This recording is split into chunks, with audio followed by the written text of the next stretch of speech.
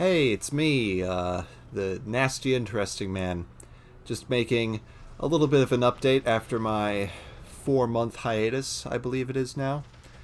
Uh, I, I'm not really sure why I've slacked off this much in making videos. I promised myself I was going to do something over the summer, and of course nothing happened, as is evidenced by the fact that there hasn't been a new video in 4 months. But I'm going to get back on track. I have a lot of projects planned. I have a lot of things that I'm looking to do. And I'm probably going to get a new video out within the next few weeks, maybe middle of November sometime. I do have more things planned. I have a lot of things planned. And that's part of the reason why I haven't been making anything recently. I have been very busy. School's been starting up, of course. But I've also been participating in a lot of new endeavors that I don't usually do, and that's been very exciting. But it's taking up a lot of my time. But I'm getting back on track. I'm gonna do some more things, and this is part of it. I thought that, you know, maybe instead of spending all of this time creating all these elaborate scripts for long-winded videos and very detailed videos, I should just like scrounge something together quickly, just as a high sign that I'm still around. And this is what I'm doing here.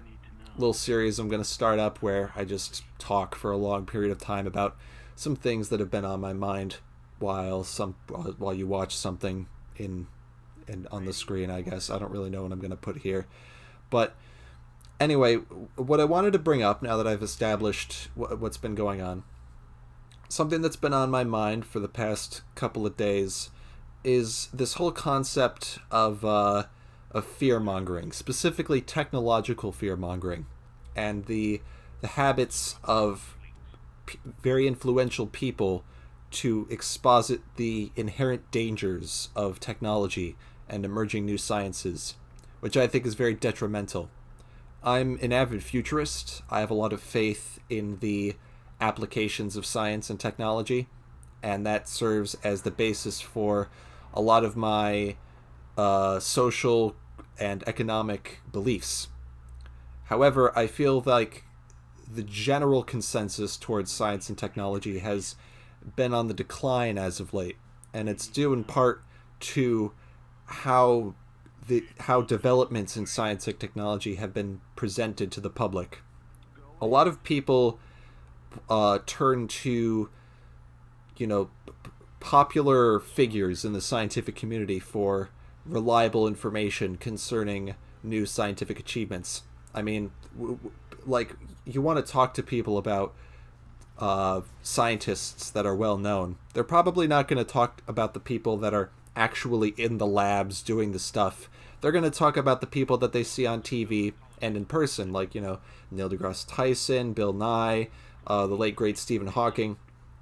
All these people are involved in the scientific community in a way that allows them to sort of act as the middlemen between the general public and the actual science that's being done in the laboratories that the general public doesn't necessarily get to see. And that's a lot of power, because if you're responsible for interpreting scientific discovery for the consumption of the masses, then you can basically determine exactly how people are going to treat new discoveries. And sometimes that can be a really good thing, especially if you're promoting, you know, truth telling and you're promoting accuracy in regards to scientific facts. But it can also be a very negative thing if you're constantly talking about the negative aspects of science and technology. And I think I've seen that happen more than is necessary. A good example that I would point to is how Stephen Hawking once said that artificial intelligence is the greatest threat to the human race, which is not only kind of a false claim, it's a very destructive one when it's coming out of his mouth. First off, saying that artificial intelligence is the greatest threat to the human race is kind of preemptive, because firstly, we don't really know exactly what we're going to do with artificial intelligence yet. It is an emerging technology. It is something that we are still experimenting with, and it's something that we don't really understand. So to go out of your way to say that it poses a danger to us is very prejudicial, because you don't know exactly how the technology is going to be used. And that's true for any new development that's being created. I personally like to believe that artificial intelligence isn't the greatest threat. It isn't a very significant threat. There are capabilities. There is the possibility that artificial intelligence could pose a significant threat to the human race, but that is much lower than we tend to believe. People like to assume that things they don't understand have human-like qualities. That's a technique that our brains use to rationalize things that we don't have a very good understanding of. Things that display traces of sapience but may not necessarily have it. We automatically fill in the gaps and then assume that that thing has human-like qualities and it'll behave in ways that are similar to how humans behave. But that doesn't make any sense when you're dealing with AI, which in a lot of ways doesn't operate by the same bounds as the human mind. Even though we're designing AI to mimic human thought patterns, there's a good chance that once it becomes self-evolving, like once the AI has the capacity to build itself up and develop its own understanding instead of having data fed to it by researchers and being very, very restricted by its own code, that's when we're going to see artificial intelligence diverge from human thinking. Because when you create an entity with the processing capabilities that are in many ways superior to human thought, the ways in which that being could develop interpretations of the world and the ways in which it'll behave are astounding. They would defy even the most extravagant of human predictions. And so to say that AI poses a threat to us would assume that the AI in some way wants to inflict harm on the human race. And that's probably not the case, because if the AI is becoming extremely powerful, then at some point it'll realize that it doesn't really have anything to do with the human race. It'll be beyond us entirely. And so at that point, why would it go through the trouble of trying to get rid of us? The fact that Stephen Hawking is saying this stuff is what really worries me. Because when you can hear this kind of thing anywhere. I mean, that's the principle of a lot of Hollywood movies and a lot of media. It plays upon our fears of technology. That is one of the main postmodern conflicts in all of fiction, is man versus technology. So this is a very ingrained part of our culture. And I think people just sort of brush it off. Like, we watch The Terminator, we get spooked by the scary robots, but most people have the common sense to realize that in reality that's probably not going to happen. That all changes when fear of technology is being instilled by well-renowned public figures. If you hear a scientist say that some sort of new research or some sort of new technology is dangerous, people are going to assume that it really is dangerous because it's coming from the mouth of somebody who they assume has a lot of experience in that field and they know what they're talking about. That isn't always the case, of course, but that's what comes off in the eyes of the public. That's why you need to have a lot of responsibility when you're in a position like that. And I'm not sure that everybody who occupies that position, all of these sort of science mediators that take these new discoveries and these new technologies that are being made and reveal them to the public, I'm not sure they all really fit that role very effectively, because in some situations they may, give the public bad ideas about what's happening in the scientific realm, and then in some situations they might contort the nature of new discoveries based on their own biases. And I think Bill Nye the Science Guy, he was pretty cool, and I liked his old TV show, but I feel like that partially affects the way in which he brings these discoveries to the public, and that's not a good thing. Overall, technological fear-mongering is it's an idea with good intentions, but the end result of this practice is very detrimental.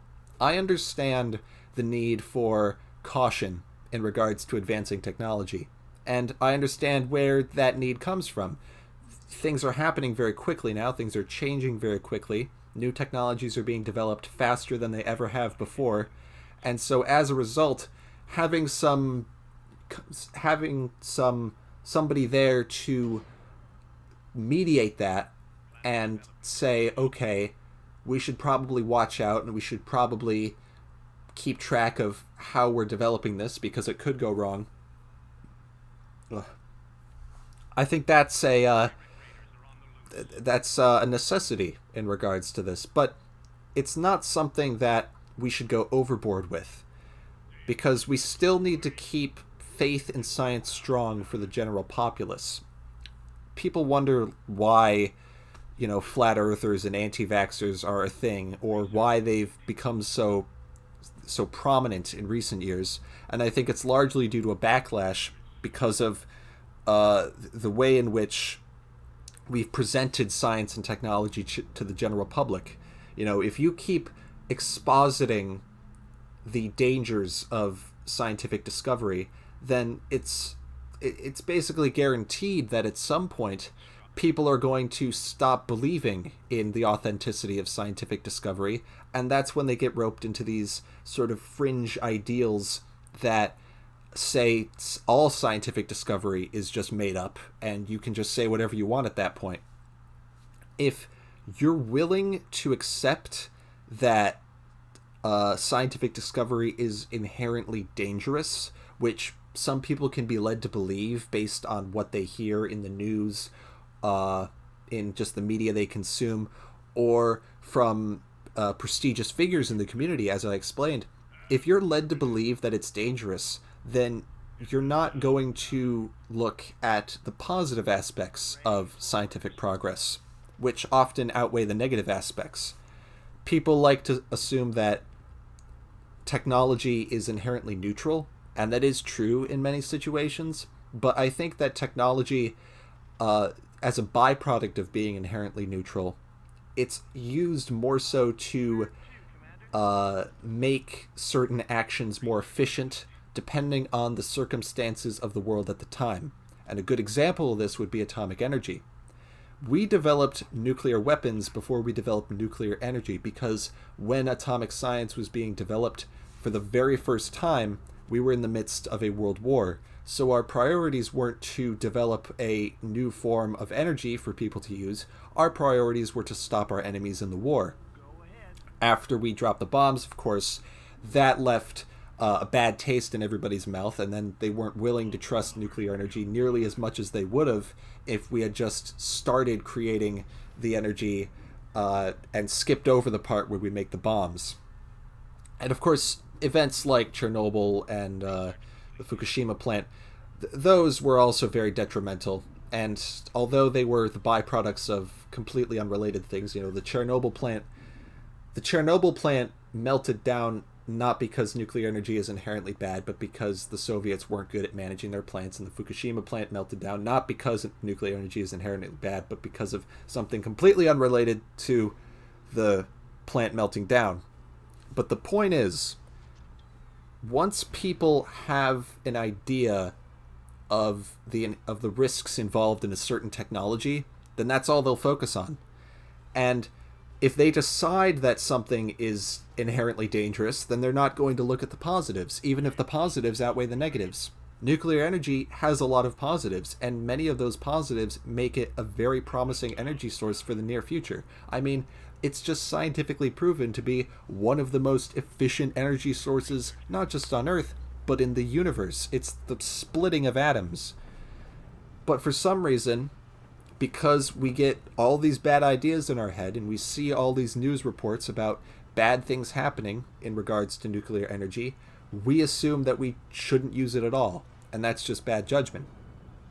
I'm not saying that people shouldn't be cautious when dealing with new technologies, but we shouldn't be nearly as cautious as we have been, because there have been situations in which we've dialed back our caution, and that's led to a lot of improvements. The Industrial Revolution, for instance, was a time where our technological progress was relatively unbound, and a lot of people got hurt during that time, but the general quality of life for everybody improved dramatically. I mean, we saw a significant increase in the quality of life, the availability of consumer goods, and the life expectancy of everyone in the Western world during the time that the Industrial Revolution was taking place in.